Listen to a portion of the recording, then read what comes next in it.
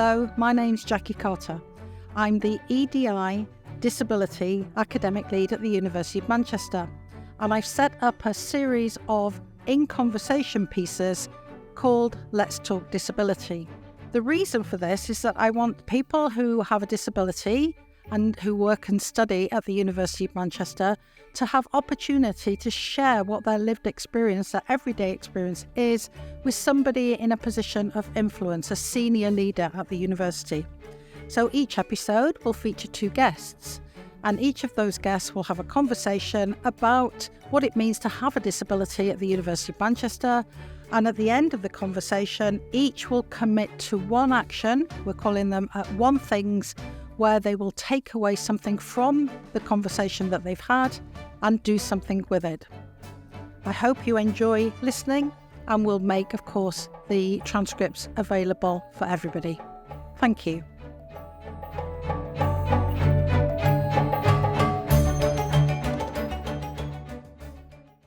Hello, everybody. This is Jackie Carter on episode 7 of the Let's Talk Disability series. And I have with me today 2 guests who I'm going to ask to introduce themselves to you in a minute in this lovely podcasting studio at the University of Manchester.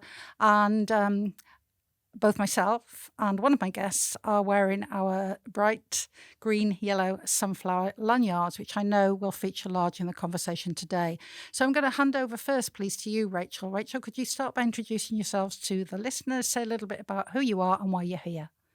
Of course. So my name's Rachel Hayes. My pronouns are she, her and hers. I have multiple disabilities, most of which are invisible or hidden. I'm happy to share what a few of those are, because I think that it's nice for some people who perhaps have these conditions as well to be able to recognise and see them in someone like myself. So I have Hashimoto's disease, which is an autoimmune condition that gives you an underactive thyroid gland. I have hypermobility Ehlers-Danlos syndrome, which affects my joints and my digestion and things like that. I have fibromyalgia, which gives me chronic pain and chronic fatigue. And I also have complex PTSD, which gives me a lot of anxiety.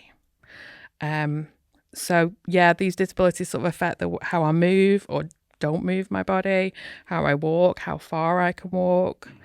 They affect how I use everyday items and do everyday things, but mostly I'm constantly fatigued and in pain.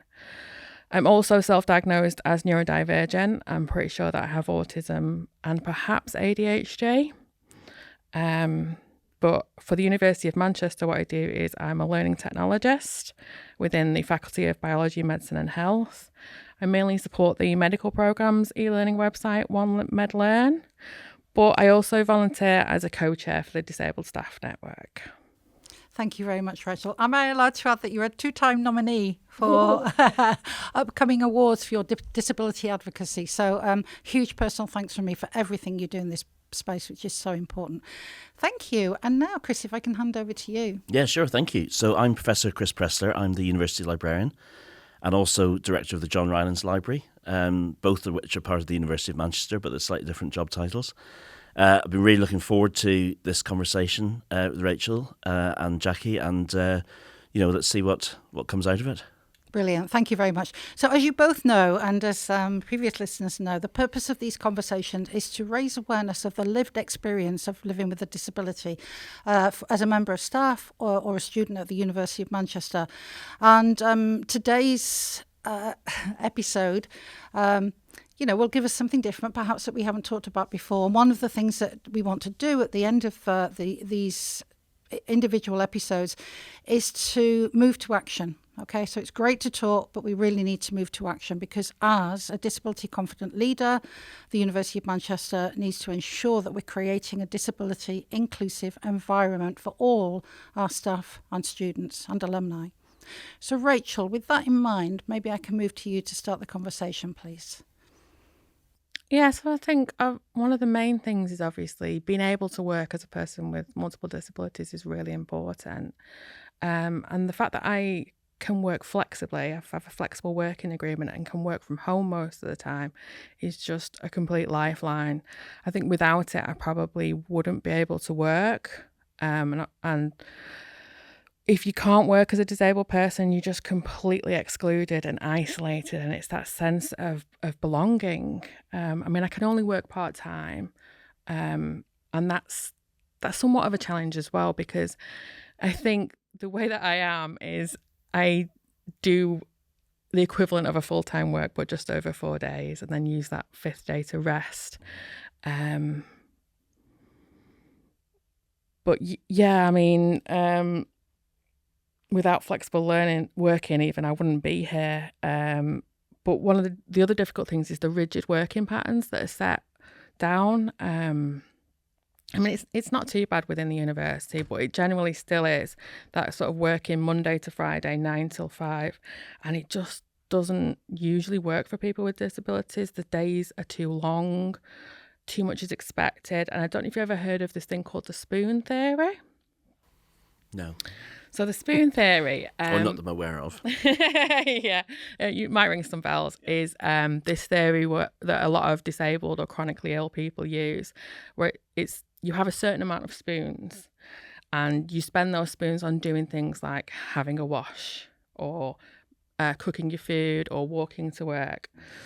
And so the theory is you have, say, 20 spoons to start each day, but people with disabilities, they have less spoons to start the day and it costs more spoons to do things. So we're constantly in like a deficit, if you will. So anything that makes our life easier is really what's key. Things like pacing and rest breaks are really important for people with disabilities, because we tend to sort of spend the evenings and the weekends really just recovering from work if we do work.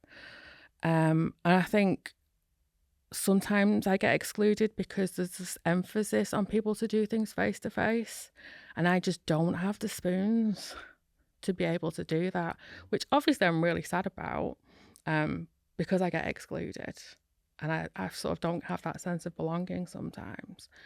But I think we can change that. I think we can make things much more accessible. We've proven that we can do it throughout the coronavirus pandemic. Oh, there it is. I said the word. Quite a lot of good things come out of that, though. Yeah, it did. Yeah. This whole thing came out of it where it showed, it gave us a place, and it showed us that we could contribute to society and contribute to the university, and do things. So I'm going to invite you to respond to that, Chris, but maybe just for the listeners, because it's an important distinction that listeners are aware of here. My guests this week are both professional services member of staff. So actually what you said has a different resonance to academic staff, perhaps, who have more flexibility in terms of delivery of their duties under their role.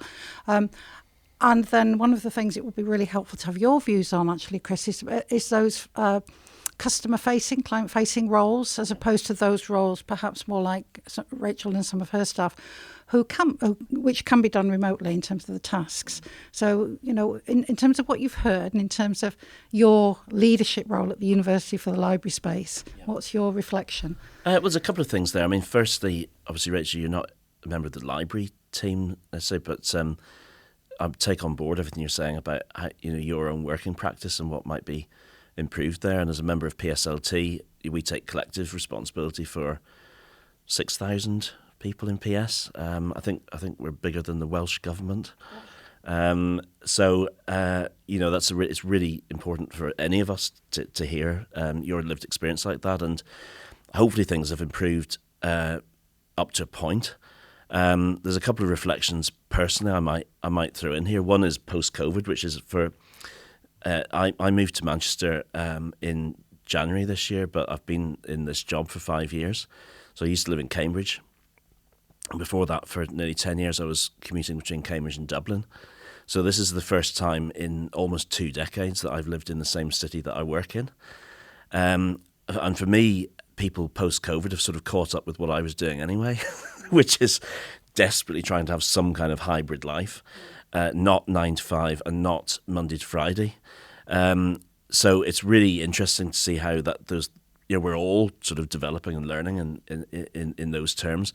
The second thing, which I was thinking about whether to share or not, as you would understand, this person with disabilities, you choose whether to do this or not. One of the reasons why I'm so passionate about our green lanyard Sunflower lanyard scheme is I wouldn't describe myself as disabled, but I have been in that situation for many, many years. In 2011, I suffered a very severe illness called Miller-Fisher syndrome, which is a variation of Guillain-Barré, which put me out of work for almost 2 years. I couldn't see for 6 months, and I had to learn how to walk after 8 months. And for at least a decade, I've been living with the kind of things you're talking about in terms of massive levels of fatigue, which is very difficult for people to grasp unless you've had it, of any kind, driven by any kind of illness. And also huge levels of pain and difficulty controlling temperature and things like that, which is really, really, really difficult, particularly if you're in an environment with other people. So I've had the experience of not being able to get on planes, not being able to get on trains, even going up one step impossible. And on top of that, nobody could see any of it physically in me. So I'm extremely sensitive to what you're saying. I would describe myself as relatively fit now, but it's taken, as I say, since 2011 to even get to that point. So I constantly look at buildings, spaces, meetings, the sense of community, some of the physical stuff, some of the infrastructural stuff, but also some of the things that are less easy to measure, relationships, team ethos, in a sense of, is it working for everybody as much as it can do? And I think that's very much my starting point with my own position of leadership. It's probably worth reflecting, as Jackie, you will have had in all these sessions, I guess. Manchester is massive, no matter what way you look at it. The library's no exception to that. We're the third largest in the country after Oxford and Cambridge. We're operating on almost 20 sites, hundreds of staff, tens of millions budget, more than 10 million items in the collection. It's a very big thing. Plus, we're hitting almost 50,000 students, and dealing with enormous numbers of external users as well. So when I say I'm looking at every building, thinking about every person, that I see as my main purpose in my role, as well as providing a strategic lead in terms of being the senior librarian for the university. I would see myself as hopefully a genuine empath in terms of everyone's experience of being at the university. And we do talk a lot about students, and we do talk a lot about undergrads. They always say we need to do more, because we always do. But we do talk about those parts of our community more than we do about staff, perhaps even more so with PS staff, actually. And more than we do with PGRs in particular. So I'm really super focused on those parts of our institution, which are also, because it's Manchester, huge numbers of people with massively diverse needs and requirements. So everything that you've said to me resonates from a professional perspective, and up to a point, I have to say, from a personal perspective as well. Thank you so much for sharing that. That it's really great to have on record, that senior leaders in our institution are willing to share their motivations for why this space matters, but also their own personal experience. So I really appreciate you sharing that. I'm wondering then if we can maybe bring this back to, if we focus on your role in the library, but as being part of the leadership team. Yeah, PSLT, yeah. The Professional Services Leadership Team, right? And then, Rachel, your role in terms of e-learning provision and thinking about, where they intersect. So we've got two great people. We don't just want to talk about all the challenges. We want to talk about the amazing things we can do and the strengths that we bring. Rachel, one of the things you didn't even mention was you co-chair the Disabled Staff Network. So you're very conscious, very aware of the sort of the challenges that people have, but also the incredible strengths that disabled people bring to this organisation. So where is the intersect? Where can we take this conversation forward in terms of e-learning, library, disability inclusion? I guess we both do a lot of sort of training, whether that be online or face-to-face training and support for doing things like creating online learning or that sort of space where I know that the humanities e-learning team have done some really good work around training people on how to write alternative text for images. And that's something that I think, with your really good example of leadership and getting involved and looking for, is this accessible? How can we make this more accessible? Because if we make things more accessible, everybody wins. Not just people with disabilities, but also, people with caring responsibilities, people with logistical difficulties, like you said, commuting from Cambridge to Dublin. Yeah. I can't even imagine doing something like that for you. That's a lot of Ryanair flights, I can say. But I've heard people do. Yep. And so obviously, if we make things accessible, then they're accessible by design, they're accessible to everyone, and we all win. And I think working in that space where I'm always wanting to make whatever I create or co-create or what I support the academics to create is accessible. So it always has that alt text. It always has captions, and the transcript's always correct with the videos. Could you talk a little bit, Rachel, about what you'd say on a module? What would your role be within a course delivery?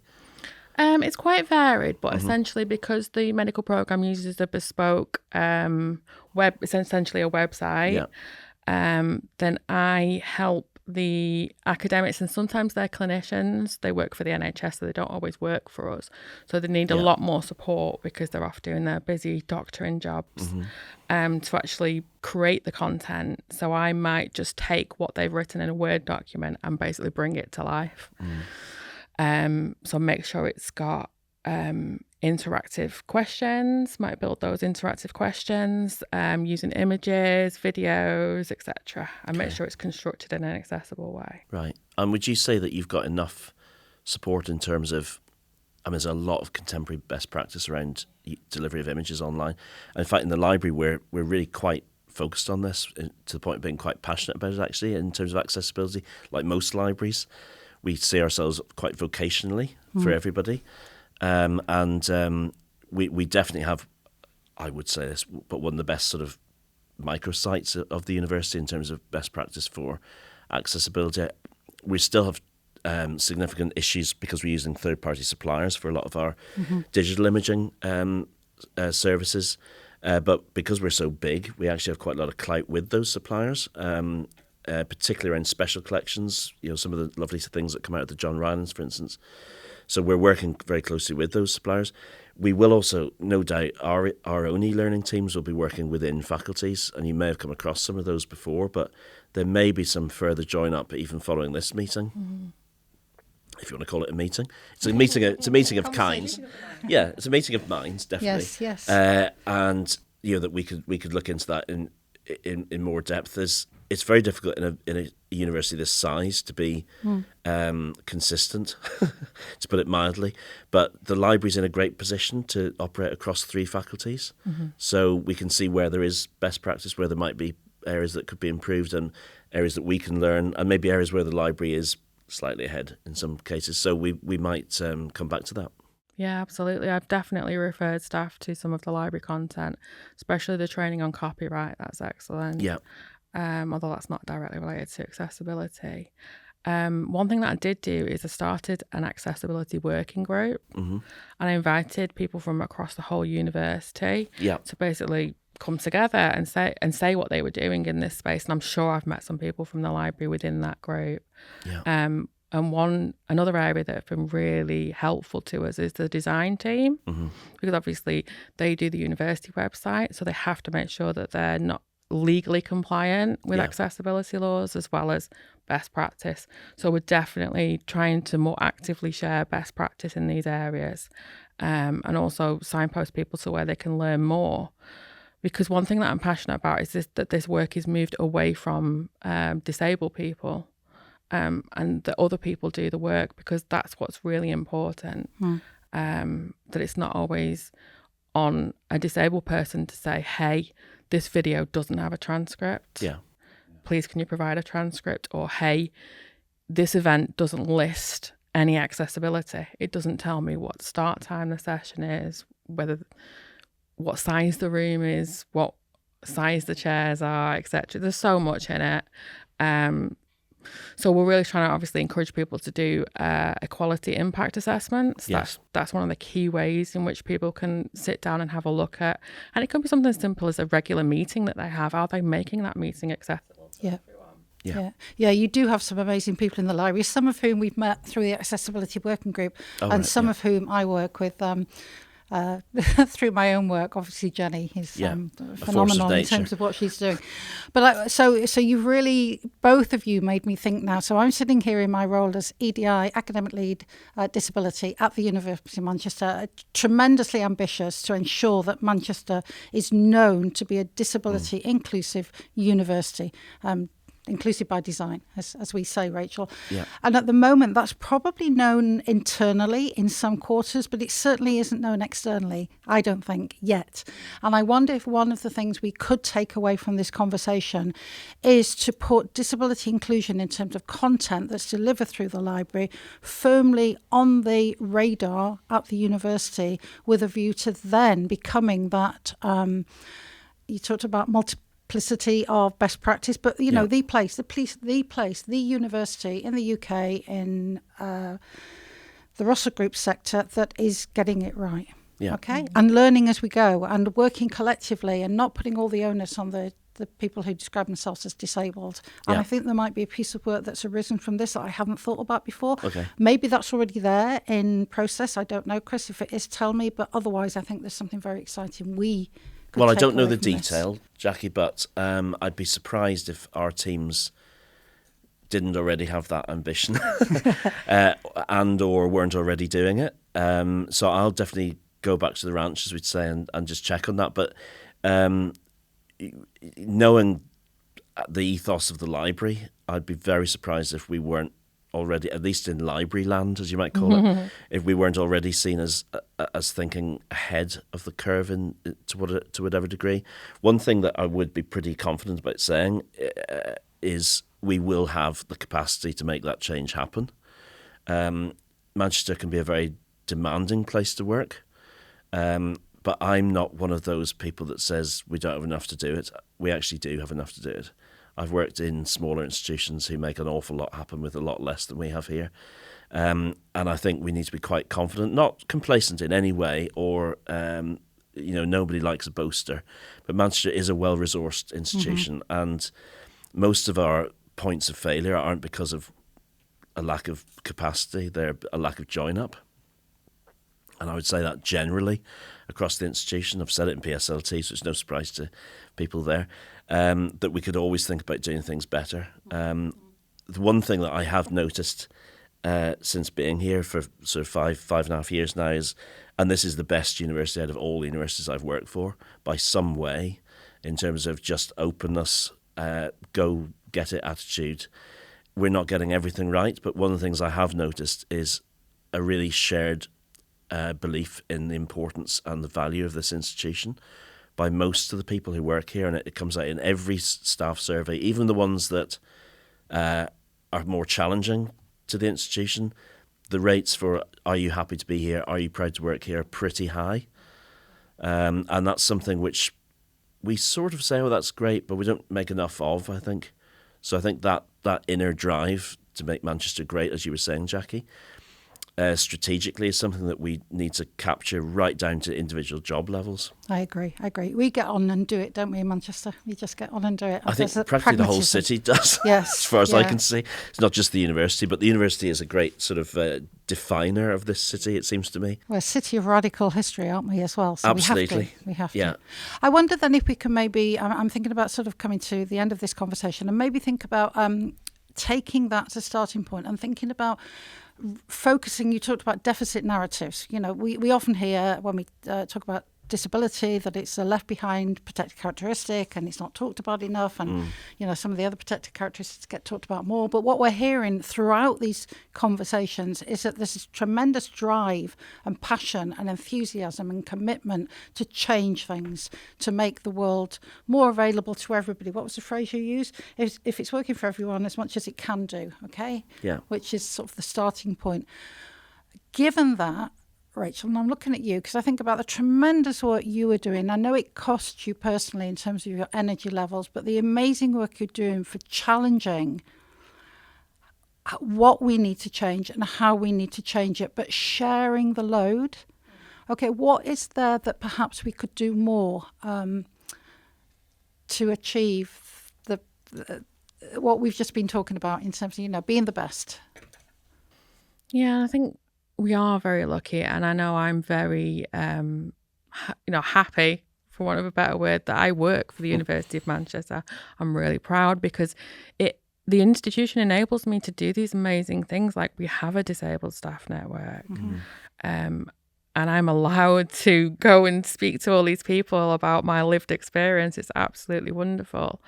I think, joining things together is definitely a challenge. Simply just, it's the logistics of the size of the organisation and getting down into those smaller pockets of programmes or schools or departments that perhaps haven't heard these messages. And that's something I'm really keen to do. And hopefully that's something we'll be able to do through, we're hoping to do more promotion for the Hidden Disabilities scheme, the Sunflower scheme. Yeah.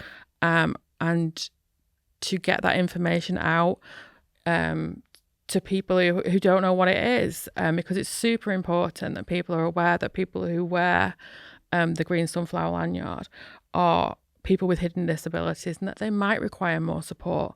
And I know that that's can be really scary for people who are not disabled or people who don't have any experience. They say, well, I don't know what to do. And that's okay, because guess what? Disabled people don't know what to do either. Yeah. It's super scary for us all. We wake up one day, we've got these disabilities. We don't know how to get PIP, get a blue badge, get a wheelchair. We don't always know what reasonable adjustments we need. Yeah. But just to have that awareness and to know that there are people who can support you in your learning journey. Learning about these things, teach yourself about these things. There's so many free resources from some amazing organisations like Hidden Disabilities. That website will tell you all about that scheme and how it works. Within the university, the EDI team provide training like disability equality. Everything's on Blackboard. So staff can enrol themselves and complete that training. And just ask your colleagues or ask people, are there any reasonable adjustments that you need? Is there a way in which I can make this more accessible to you? And then really listening to what they say. Yeah, so I would take from that it's about having the conversation in the open, in a trusted environment where your colleagues are willing to listen. And I know that is happening in the library. And one of the reasons we're so pleased to have you on today is that the library has been one of the parts of the institution that has embraced the Sunflower Lanyard scheme and is doing incredible things with it. So the project that Rachel was just talking about, the library are involved with that because we want to learn from what they've done, but we want to spread that good practice across the university and make it more acceptable for people to be able to talk about their needs. Right, it's that simple. If you have a need, you should be able to talk about it, and that need legally, needs to be satisfied. But also from the position of a university that cares about social responsibility and everything, we need to ensure that people are getting what they need to do their job. So the strengths of the library as a part of the organisation is something that I feel really proud of and grateful for, because the library has already taken a leadership role in this, Chris. And again, you may not know the details, but you know that the library is embracing this, and presumably that's from your leadership as well. It's everyone else's work, of course, but a lot of it, the ethos, I guess, comes from myself and my senior team, who would all be saying the same things as me. I can absolutely guarantee. And we know that there's some facts about the library. We're the busiest buildings on campus. We're the only 24/7 buildings open to students. We have a responsibility. We're operating with the occasionally UCL just about managed to overtake us, but we're back being the biggest physical institution by student numbers.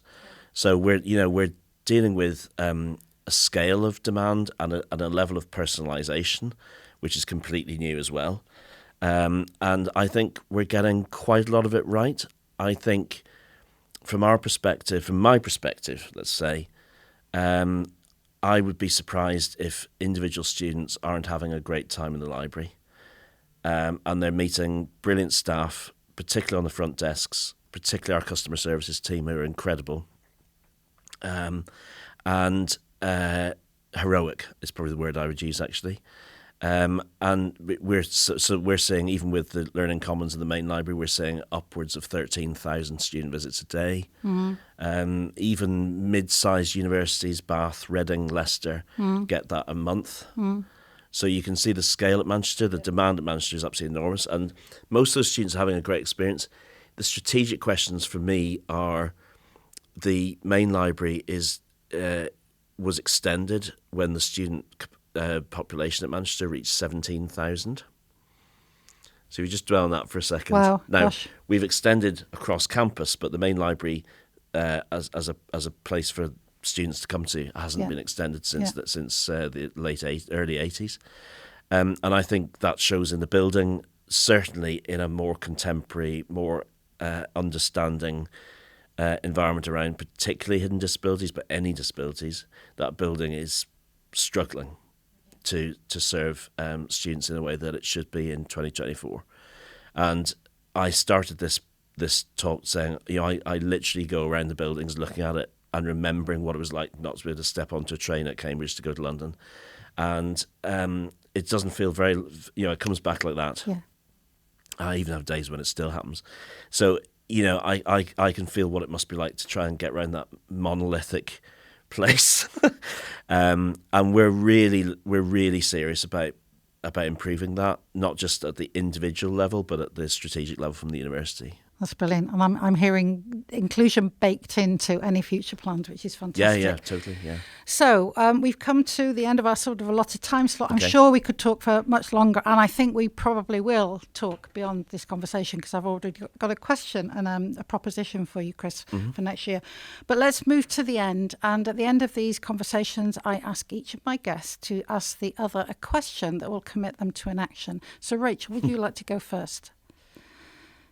Yeah, I think it's been really wonderful to hear how passionate you are about advocating for disabled people.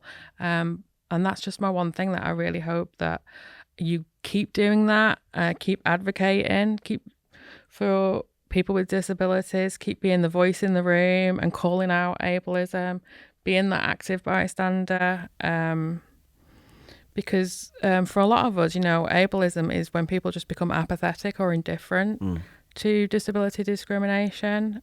So really just keep seeking out that information and training. Yeah. Do you have a specific question, or is it just a plea to keep it sounds like Chris is doing some great stuff, and just to keep doing that, really. Nothing specific. It's just so fantastic that I know that the libraries are one place where you can go and get the sunflower lanyard if you need one. Yeah. I know that library staff have had that training, so I know I'm safe in that space. Yes. Esther Miller's done some really wonderful work there. Yeah. Thanks, Rachel. I'm going to, if I may, just piggyback on that comment by asking you, Chris, if there's anything that you will do as a consequence of having had this conversation with Rachel today. You can tell that I'm all over this. That's to use that phrase. I've had that experience of not being able to go upstairs for almost a year. I know what it's like. I'm not saying I know permanently what it's like, but I knew for a long time, and for more than a decade, it was extremely difficult to do things like that. And I had a good employer. Ish. Things could have been better, and I'm always trying to make things better. So there's also, as I've referenced before, there's a genuine vocational sense from library staff. Most of us have had the same training, for one thing, and we're really passionate about that, not just about the content and the information that we manage, but about the services that we give. In fact, probably the other way around, that's probably the most important thing for us. And I think, when you come into the library, when students come in, they can feel that there's a difference between a library and a non-library learning space where we aren't there. And the difference is the staff.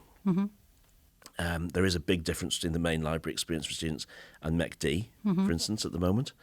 And you can see what it is. There's nobody wearing this, he says, for the camera, waving one of the library purple jackets. So I, would, from this conversation, I would be really refocusing, I think, on something that I've become a bit known about, and it's a delicate one, this, on discussions around EDI, internally to the library, but within PSLT and more widely around the university. EDI can become dominated by questions of race. And I'm just saying that out loud because I've been in so many meetings where that's happened. So it's been minuted. And I have become a bit known for challenging that and remembering that there's a disability and access aspect to the EDI agenda to the university, which is equally important. And I just think it's better to just say things rather than, euphemistically say, could we please remember? Because it just disappears and it doesn't get minuted, and it needs to be clear. So I need to constantly remind myself to be super clear about the importance of the disability agenda for all of us, in addition to all the other EDI agendas. Thank you for stating that so clearly. I couldn't agree more. And you will not be surprised to hear me say that I'm also the person who is a voice in the room for disability. And then, Chris, your final question to Rachel, please. Okay. I mean, it's been really super to meet you. And my question would be just check to see if there's any other ways that you could become, from the e-learning perspective, that there's further ways, practically speaking, that you and your team could perhaps join up even more with our team. That's a PS question. We're always looking for things. Patrick will be the first to say agile working across professional services. So there's that aspect to it, but perhaps on the personal level. I was really struck by what you said at the start, Rachel, in terms of potential isolation being the flip side to hybrid working benefits. And we're really interested in that in the library, and we have staff who would say exactly the same thing. And we've been working through that ourselves. So contact me directly, or there are colleagues who I can put you in touch with, just to think about there may be some benefits, further benefits to working at what I guess we all agree is a great university in the end. Oh, that's fantastic. That's a wonderful place to stop. I know we all want to say more, but from the perspective of sort of keeping these to around about half an hour, I think we've had our time. Thank you, both of you, so very, very much today. It was a conversation that I wasn't sure how it was going to unfold. I can already see it's resulted in a fruitful connection that I think we will take places. Rachel, my mind's buzzing at 1,000,000 miles an hour, and I'm sure yours is in terms of the things that you and I have talked about. So huge thank you from me for being on this episode 7 of Let's Talk Disability. Thanks.